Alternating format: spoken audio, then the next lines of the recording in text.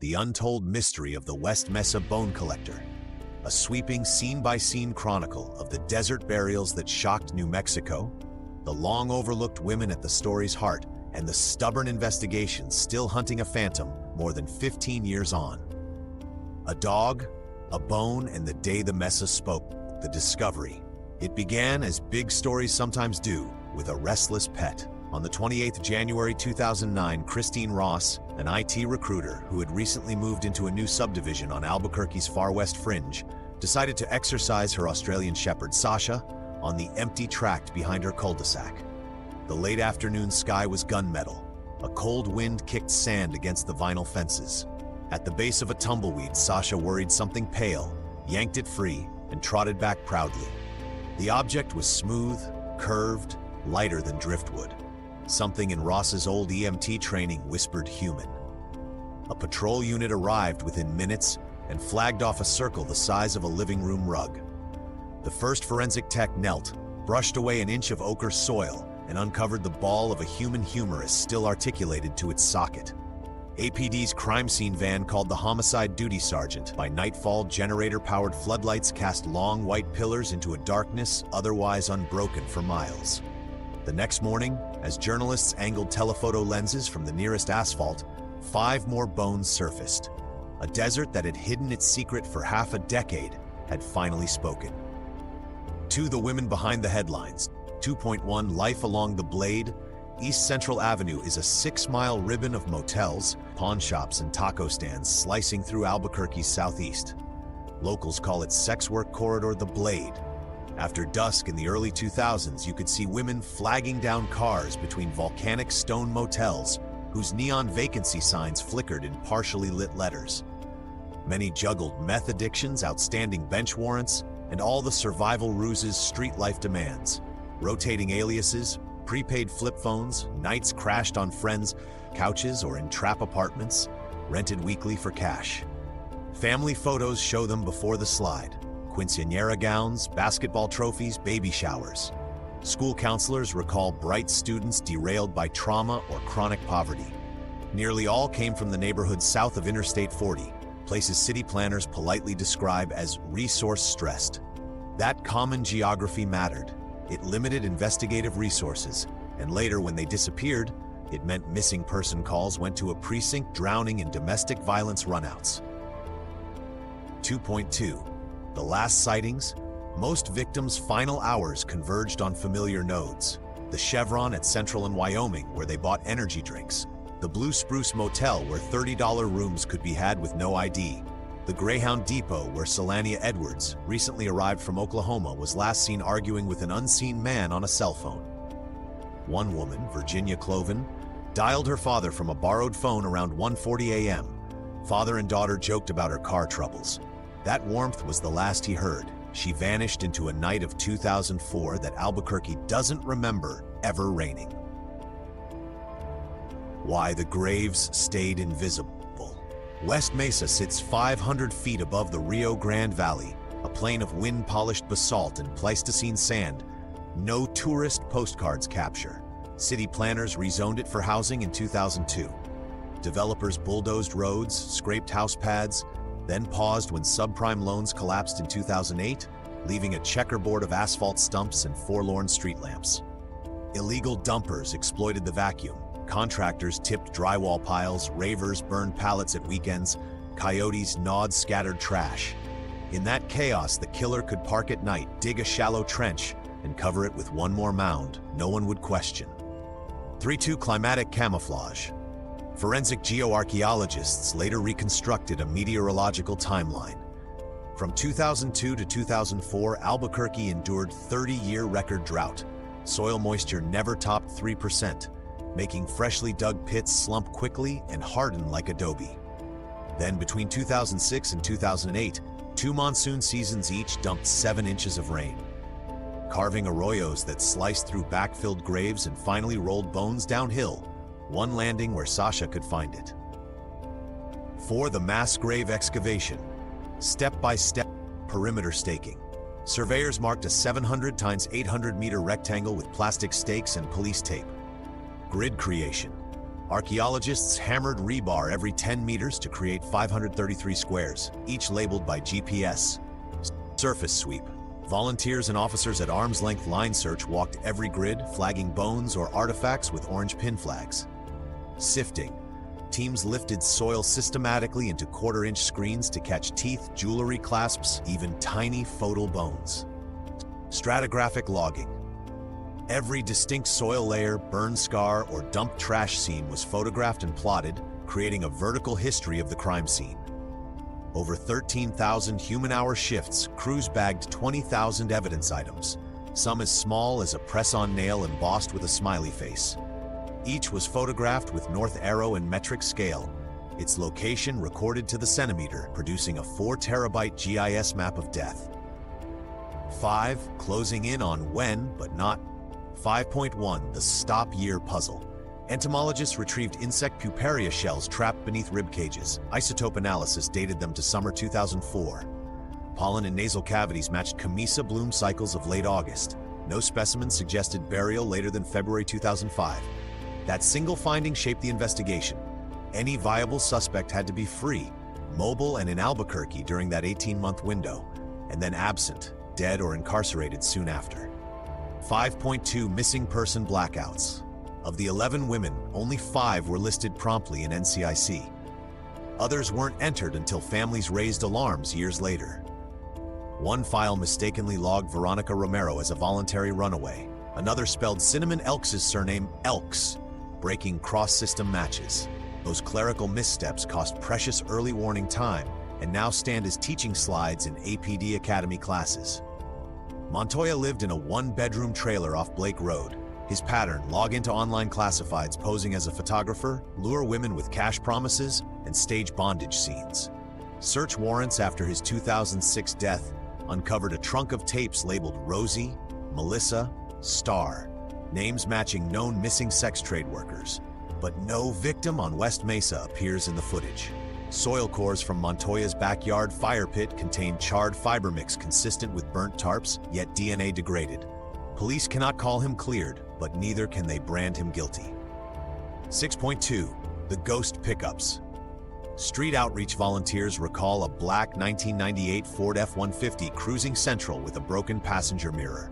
At least 4 survivors described its interior. Febreze scent, rosary on rear view, police issue flashlight wedged in console.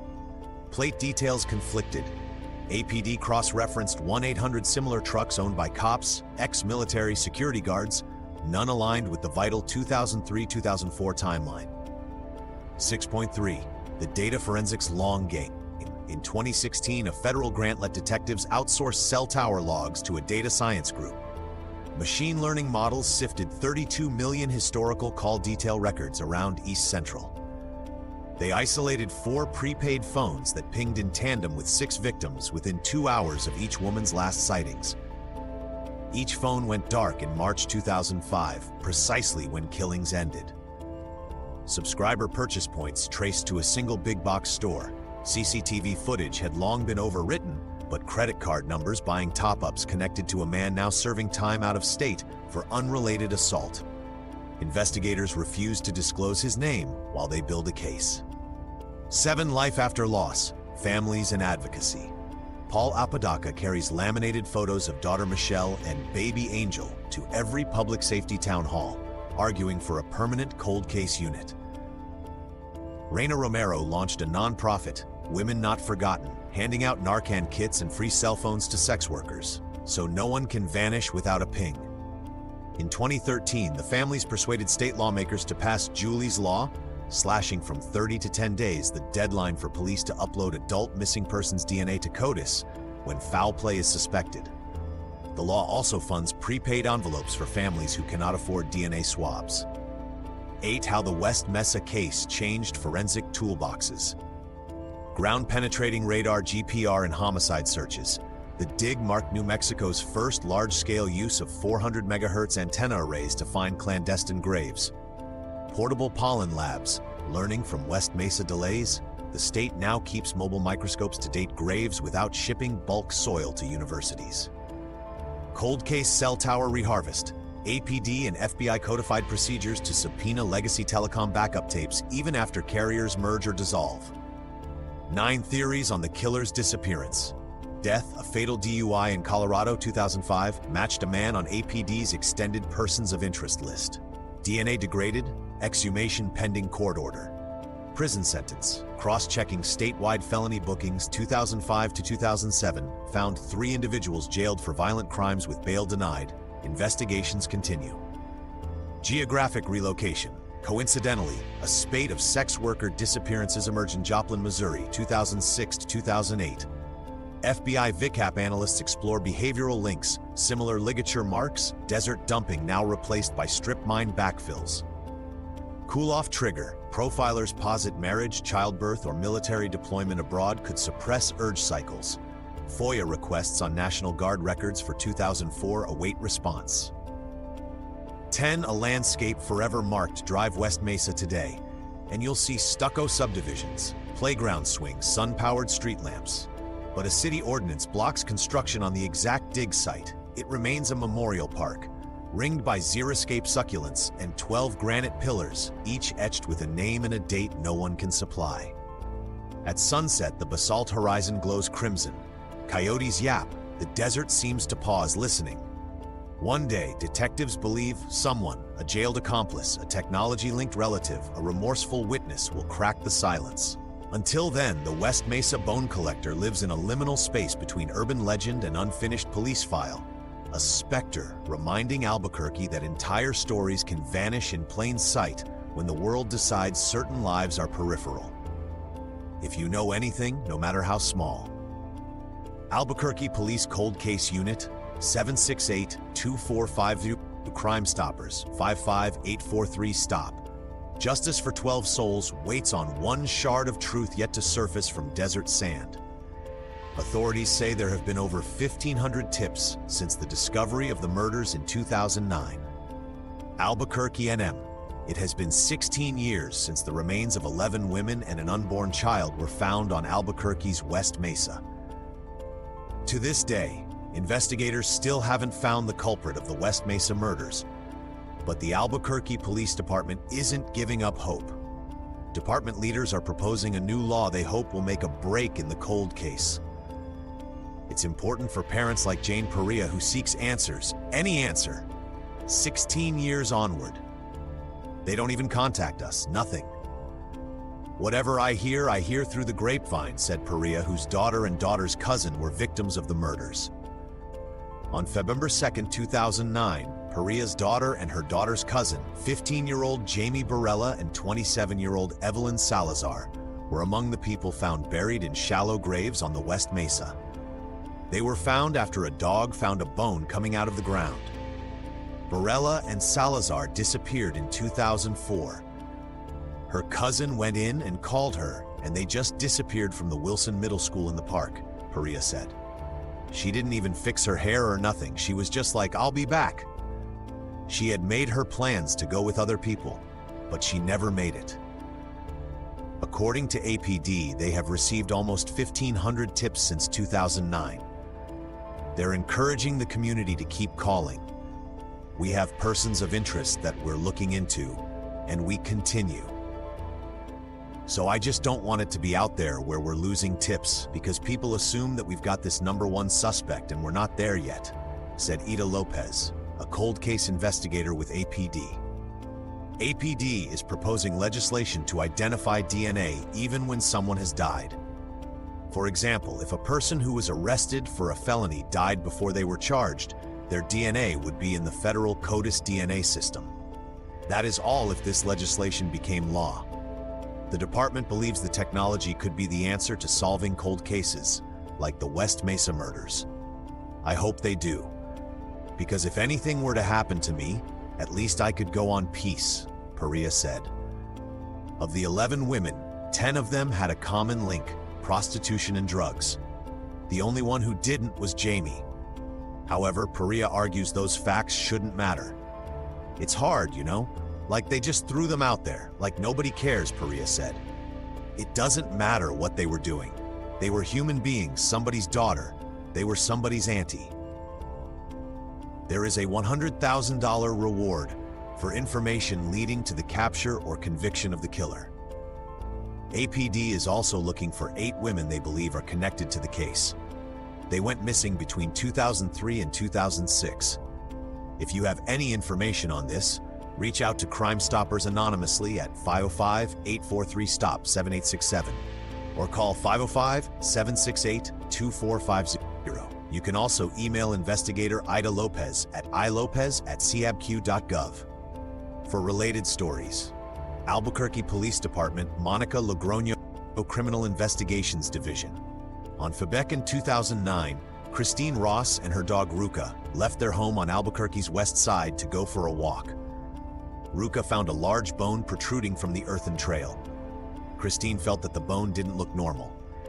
She took a picture of it and then sent a text message to her sister, a registered nurse.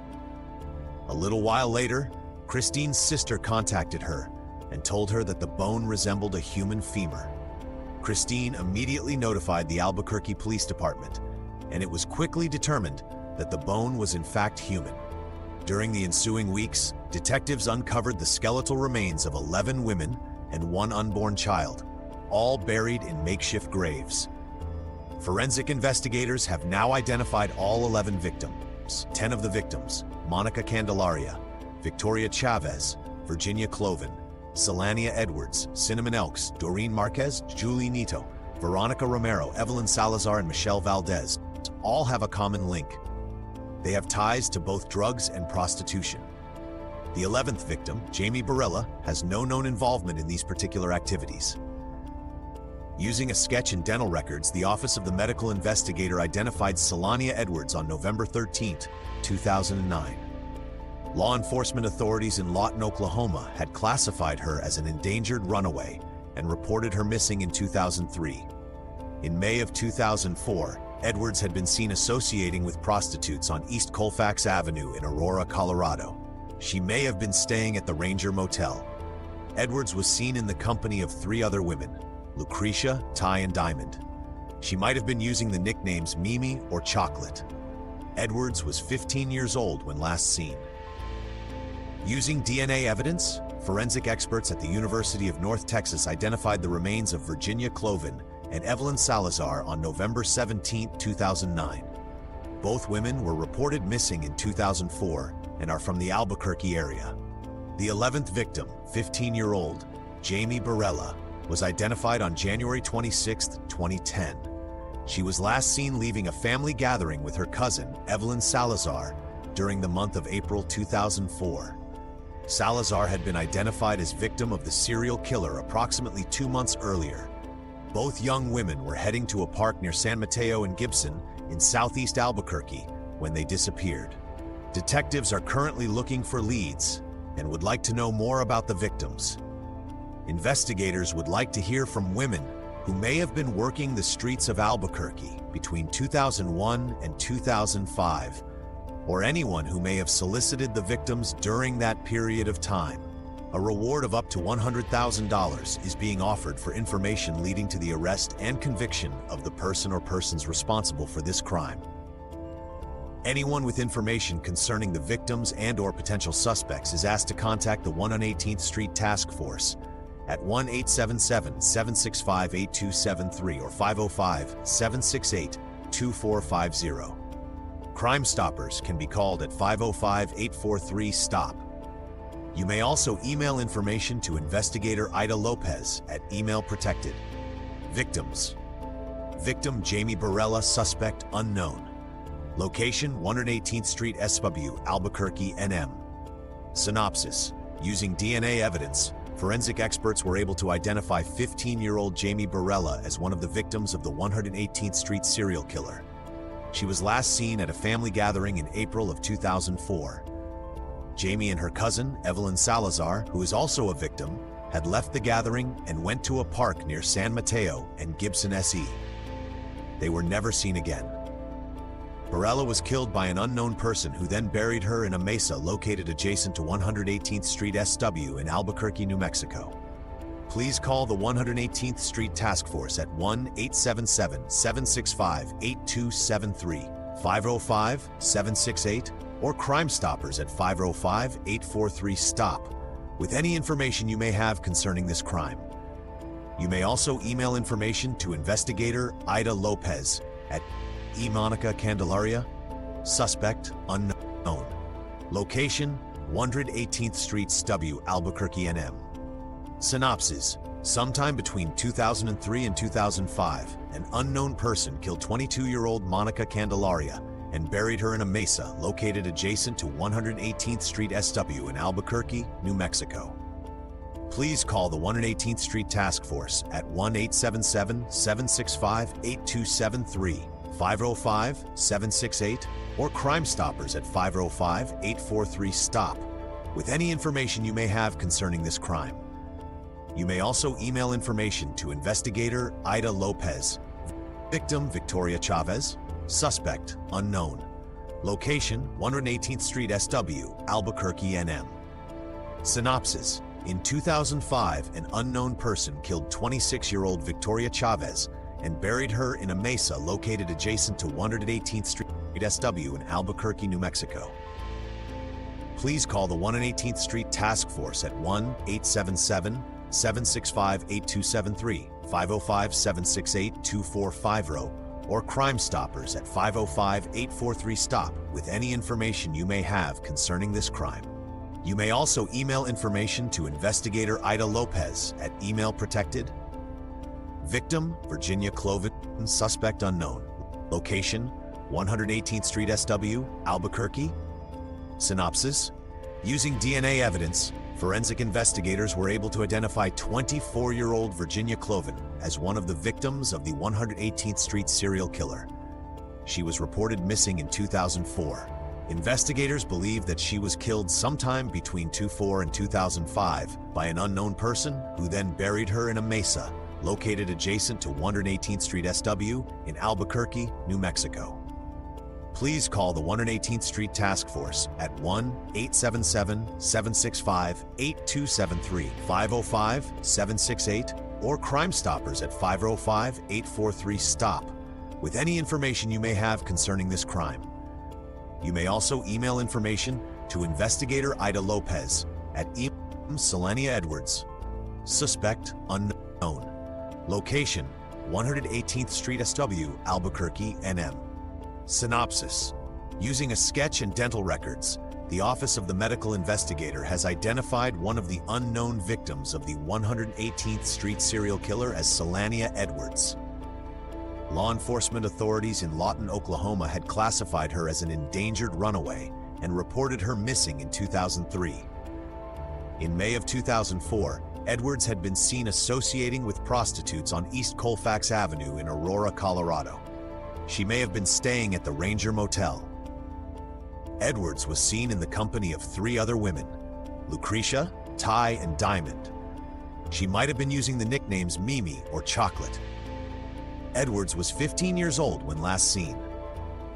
Selania Edwards was killed sometime between 2004 and 2005 and then buried in a mesa located adjacent to 118th Street, SW in Albuquerque, New Mexico.